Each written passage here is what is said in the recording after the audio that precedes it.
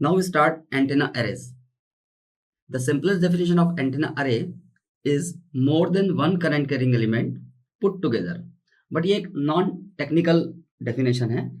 More than one element ऐसे भी हो सकते हैं. आप देख रहे हैं ये रैंडम प्लेसमेंट है. रैंडम प्लेसमेंट का मतलब क्या है? अगर हम इनका रेडिएशन पैटर्न निकालेंगे तो इट मे बी पॉसिबल कि ये इसको कैंसिल कर दे, इसको कैंसिल कर दे, या ये इसको कैंसिल कर दे, और अल्टीमेटली हमें जो रिजल्टिंग मिले वो एक बहुत अच्छा पैटर्न ना मिले. इसलिए इसकी डेफिनेशन हम जो प्रैक्टिकली यूज करते हैं वो ये है: current carrying elements placed together in such A way that the resonant radiation characteristics will be better than any one individual current carrying element.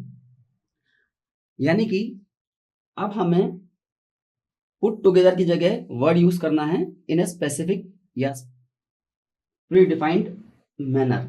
अब आप देखेंगे कि ये जो अरे बन रहा है इसका अगर रिजल्टेंट हम निकालेंगे तो इट मे बी पॉसिबल कि ये इंडिविजुअल सबके रिजल्टेंट रेडिएशन पैटर्न का समेशन बने. इट डिपेंड्स ऑन कि हम इनके बीच की डिस्टेंस कितनी रख रहे हैं. अब आप इस अरे को देखें और इस अरे को देखें, आपको समझ में आएगा कि ये हमने रैंडम प्लेसमेंट किया था, जबकि ये एक प्री डिफाइंड मैनर में इसका प्लेसमेंट हुआ है. तो this is the correct definition of अरे. हम आगे से जब भी अरे बोलेंगे इसका मतलब यही होगा कि ये रैंडमली प्लेस्ड नहीं है, ये एक प्री डिफाइंड मैनर में प्लेस्ड किए हुए हैं. Arrays can be classified in two types: linear arrays and non-linear arrays. ठीक. अब arrays को हम दो तरह से क्लासिफाइड करते हैं, एक linear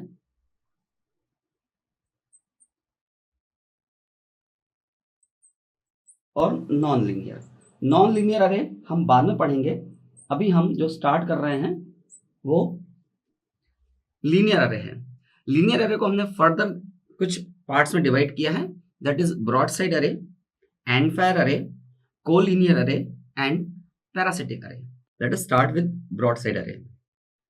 In broadside array, a number of similar means exactly identical की बात कर रहे हैं हम. जब भी हम similar की बात कर रहे हैं, it means कि इनकी साइज और मटेरियल सब आइडेंटिकल है. इनको हमने एक जैसा करंट इनपुट में दिया हुआ है.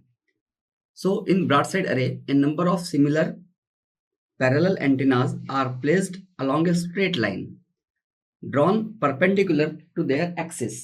अब इनकी एक्सिस कहाँ है? ये इनकी एक्सिस है. एक्सिस क्या होता है?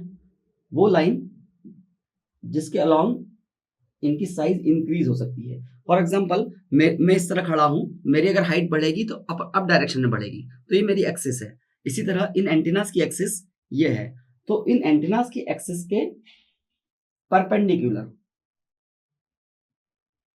हम एरे को बढ़ा सकते हैं. इट मींस अगर मुझे इसमें फोर्थ एलिमेंट ऐड करना है तो यहां होगा.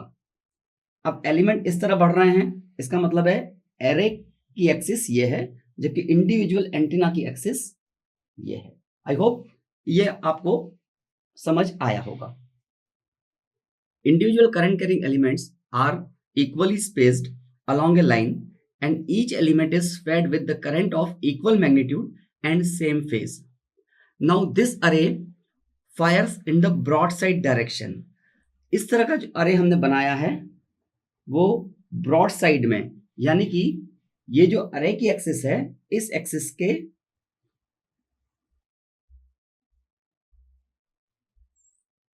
Perpendicular up direction and down direction में फायर करेगा. Along with the maximum radiation in the broadside, there are little radiation in other directions also. दूसरी डायरेक्शन में भी कुछ रेडिएशन हो सकता है जिसे हम माइनर लोब्स कहते हैं. ये हमारे लिए रिडंडेंट है. Lobes having the maximum radiation are called major lobes. ये और ये, इसको हम मेजर लोब बोलेंगे, और ये जो लोब्स हैं छोटे छोटे इनको हम माइनर लोब्स बोलेंगे. रेडिएशन पैटर्न ऑफ ब्रॉडसाइड अरे इज बाय डायरेक्शनल. जैसा कि आप देख पा रहे हैं इस लाइन के ऊपर भी एक मेजर लोब है और उस लाइन के नीचे भी एक मेजर लोब है, and they both lobes are identical. यहाँ पे आपको साइज में अंतर दिख रहा होगा, but in practical they are of equal size. अब हम एंड फायर अरे देखेंगे।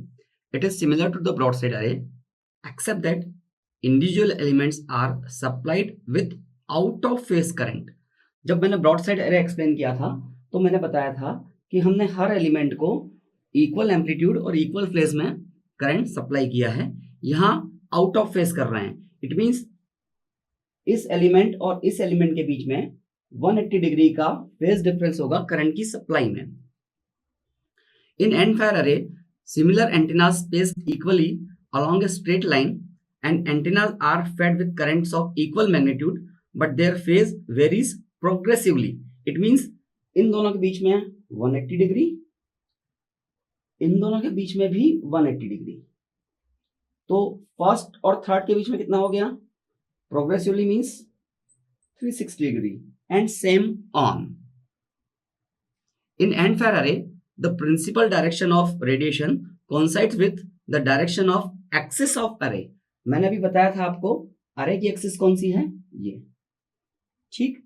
और एंड फायर में हमारे को मेजर लोब अरे की एक्सिस में मिलता है, जबकि ब्रॉड साइड में आपने देखा था परपेंडिकुलर टू अरे axis.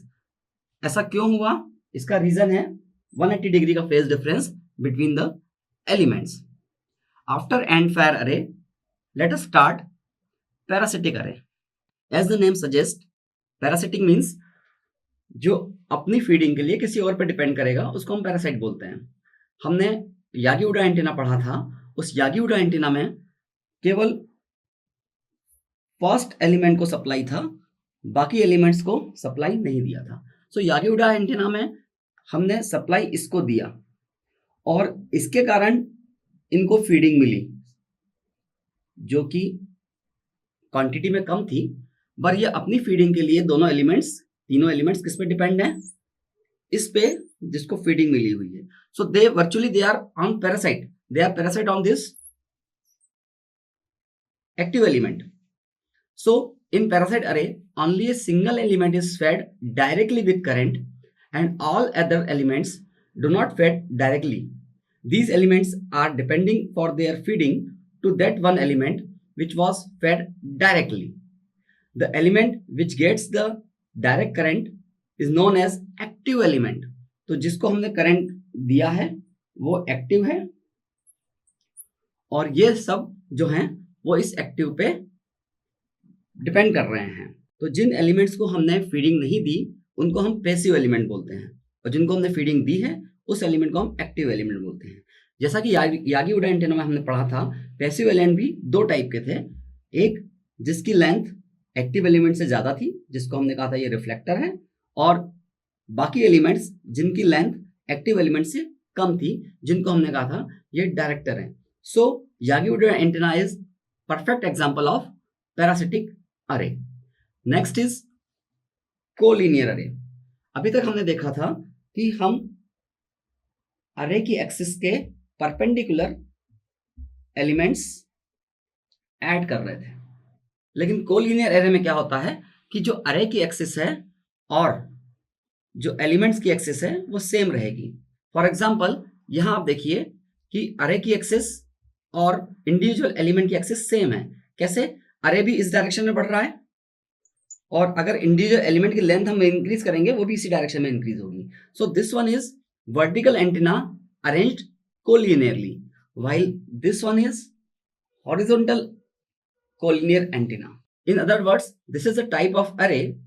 The array axis and the axis of individual elements coincides. इसमें ये दोनों coincides होते हैं।